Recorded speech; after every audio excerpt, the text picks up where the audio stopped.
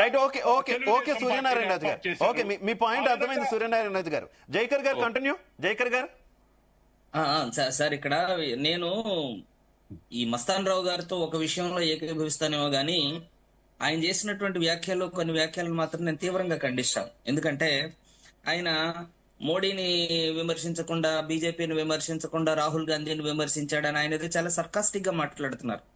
ఎంత హాస్యాస్పదం అంటే, మస్తాన్ రావు గారికి గుర్తులేదేమో, ఆంధ్రప్రదేశ్ లో ఈవీఎంల ద్వారా ఓటు చోరీ జరిగింది అనేటటువంటి కేసులు వేసినటువంటి ప్రధానమైనటువంటి మొట్టమొదటి రాష్ట్రం ఆంధ్రప్రదేశ్ రాష్ట్రం. అది మస్తాన్ రావు గారికి ఎందుకు గుర్తు రాలేదో నాకు అర్థం కావట్లేదు.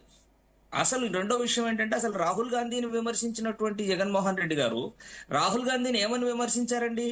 దేశం మొత్తం జరుగుతుంది అని అన్నారులే గాని తన సన్నిహిత మిత్రులు, రహస్య మిత్రులు, చీకటి మిత్రులు అయినటువంటి కాంగ్రెస్ వాళ్ళు ఇక్కడ చంద్రబాబు నాయుడుకి వ్యతిరేకంగా మాత్రం గళం విప్పటానికి, అందున 12.5% ఓటింగ్ ఎలా పెరిగింది అనేటటువంటి ఒక సమస్యాత్మకంగా ఉన్నప్పుడు, 50 లక్షల ఓట్లు అధికంగా కౌంట్ చేసినటువంటి పరిస్థితులు తలెత్తుతున్నప్పుడు కనీసం ఆంధ్రప్రదేశ్ అనేటటువంటి ఒక అంశాన్ని కూడా ఎత్తకుండా ఎత్తే ధైర్యం చేయలేనటువంటి రాహుల్ గాంధీని విమర్శించాడే తప్ప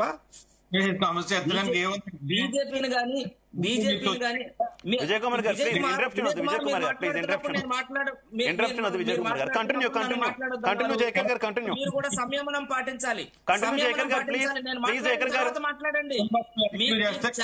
జయకర్ గారు కంటిన్యూ జయకర్ గారు ప్లీజ్. విజయ్ కుమార్ గారు మధ్యలో ఇంటరప్షన్ వద్దు దయచేసి ఎవరు కూడాను. కంటిన్యూ జయకర్ గారు. వ్యాఖ్యలు ఎందుకండి ఇక్కడ అంటే ఆయనకు గుర్తులేదేమో. రెండోది బీజేపీని అన్కండిషనల్ గా చేస్తున్నటువంటి, ఇప్పుడు పొలిటికల్ ఎలక్షన్స్ ఉంటాయి, నాన్ పొలిటికల్ ఎలక్షన్స్ ఉంటాయి.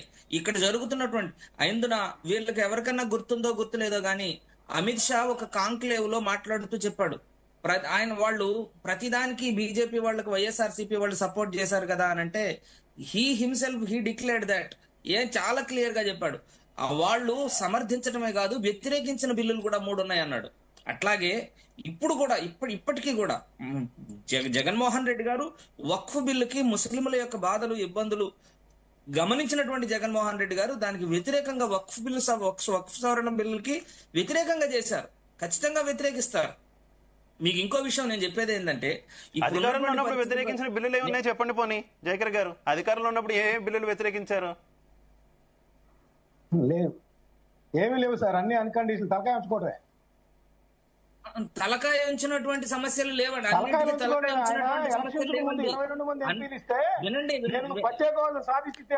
ఒక్క నిమిషం మస్తాన్ రావు గారు. జయకర్ గారు ఈ సమస్య ఎందుకు వస్తుందంటే, ఈ క్వశ్చన్ ఎందుకు రిపీట్ అవుతుందంటే, జయకర్ గారు నేను మీకు చిన్న విషయం గుర్తు చేస్తున్నా. జయకర్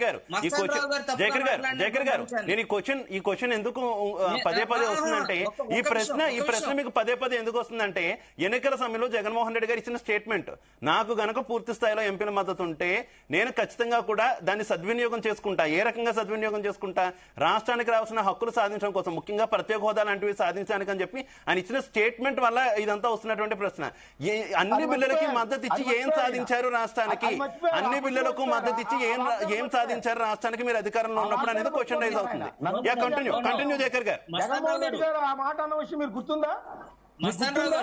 ప్లీజ్ మస్తాన్ రావు గారు ఒక్క నిమిషం మస్తాన్ రావు గారు ప్లీజ్ మనకు సమయం తక్కువ ఉంది. నేను అందరికీ అవకాశం ఇవ్వాలి, దయచేసి అర్థం చేసుకోవాలి. ప్లీజ్ ఇంటరప్షన్ జయకర్ గారు కంటిన్యూ. మస్తాన్ రావు గారు లెట్ మీ కంప్లీట్, నన్ను పూర్తి చేయనియండి. చేసిన తర్వాత మీరు కంటిన్యూ జయకర్ గారు.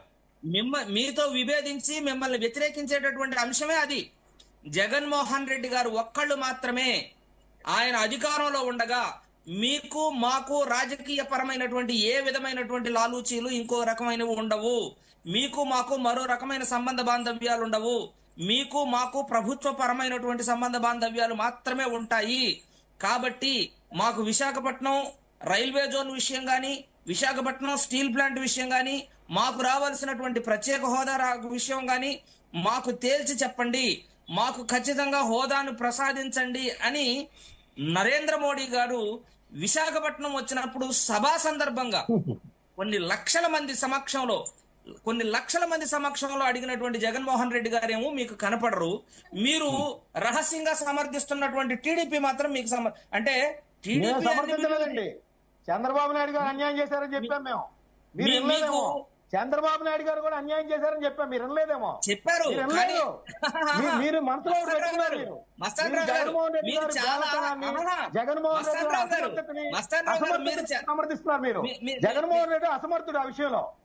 మీరు చాలా ఓకే ఓకే జయకర్ గారు, ఓకే జయకర్ గారు, విజయ్ కుమార్ గారు, విజయ్ కుమార్ గారు, అసమర్థులండి. చంద్రబాబు నాయుడు అసమర్థుడు అసమర్థుడు. అనేటటువంటి మాట please please please please Mastan Rao garu, మీరు. మస్తాన్ రావు గారు, నీది పెద్ద వయసు, చంద్రబాబు నాయుడు అసమర్థుడు అని ఒక మాట రైట్ మాట్లాడగలవా? ఓకే జయకర్ గారు, ఓకే జయకర్ గారు, మస్తాన్ రావు గారు, ప్లీజ్ ప్లీజ్ 1-to-1 అయిపోతుంది ప్లీజ్. అన్ని పార్టీలు మోసం చేస్తానని చెప్పా, మీరు వినండి. చంద్రబాబు- అన్ని పార్టీలు నేను- మోసం చేస్తాయి నువ్వు ప్రజలు చెప్- వస్తున్నాయి. మస్తాన్ రావు గారు, మస్తాన్ రావు గారు, జగన్మోహన్ రెడ్డి గారు మీ- కూడా మోసం ఇదిగో నీ చేస్తున్నారు. బేలతనం, వినండి. నీ బేలతనం వినండి. ఇక్కడే అలా కనపడుతుంది. జయకర్ గారు, జయకర్ గారు ఆయన క్లియర్ గానే చెప్పారు కదా, మస్తాన్ రావు గారు ఇందాకే క్లియర్ గా చెప్పారు కదా, ఎవరు అధికారంలో ఉన్నా బీజేపీకి మద్దతు ఇస్తున్నారు అనేది ఆయన వెర్షన్ అంతే. ఓకే ఓకే విజయ్ కుమార్ గారు, విజయ్ కుమార్ గారు, ఎన్నికల సమయంలో సాక్షాత్తు ప్రధానమంత్రి ఎన్నికల ప్రచారంలో వచ్చి వైసీపీని కాంగ్రెస్ ని రెండింటినీ ఒకే గాడిన పెట్టినటువంటి పరిస్థితి, వైసీపీని కాంగ్రెస్ ని రెండింటినీ ఒకే గాడిన పెట్టినటువంటి పరిస్థితి. ఇప్పటికీ అదే కంటిన్యూ అవుతుంది అనేది బీజేపీ ఆరోపణ. ఏం చెప్తారు, మీరేమో వైసీపీ బీజేపీతో కలుస్తుంది అంటున్నారు, కానీ సాక్షాత్తు ప్రధానమంత్రి ఎన్నికల సమయంలో అన్నారు రెండు వేరువేరుగా చూడొద్దు అంటూ ఆంధ్రప్రదేశ్ ప్రజలకు పిలుపునిచ్చారు ప్రధానమంత్రి. ఏం చెప్తారు విజయ్ కుమార్ గారు? సార్ అది ఒక్క నిమిషం Vijay please Kumar, please please Jayakar గారు ఒక్క నిమిషం విజయ్ ప్లీజ్, కుమార్ గారు, మనకు సమయం తక్కువ ఉంది, నేను అందరికీ అవకాశం ఇవ్వాలి, అర్థం చేసుకోవాలి. నేను మళ్ళీ మీ దగ్గరకు వస్తా. విజయ్ కుమార్ గారు కంటిన్యూ. ఒకే ఒక్క మాట విజయ్ కుమార్ గారు, ఒకే ఒక్క మాట. ఇప్పుడు చెప్పండి. మస్తాన్ రావు గారు అన్నట్టు ఎప్పుడు కూడా మేమెప్పుడు కూడా వాళ్ళని ప్రదర్శించలే, వాళ్ళ మీద పోరాడలేదు అని చెప్పేటటువంటి మస్తాన్ రావు గారు, అంటే టీడీపీ పోరాడకుండా ఉంటే సరిపోతుందా అనేటటువంటి దాన్ని సమర్థించేటటువంటి ఆయన ఎక్కడ తప్పు మాట్లాడాడు అని అంటే, వాళ్ళు మిత్రపక్షంగా ఉన్నారు కాబట్టి వాళ్ళకి సపోర్ట్ చేశారు అని చెప్తున్నాడు.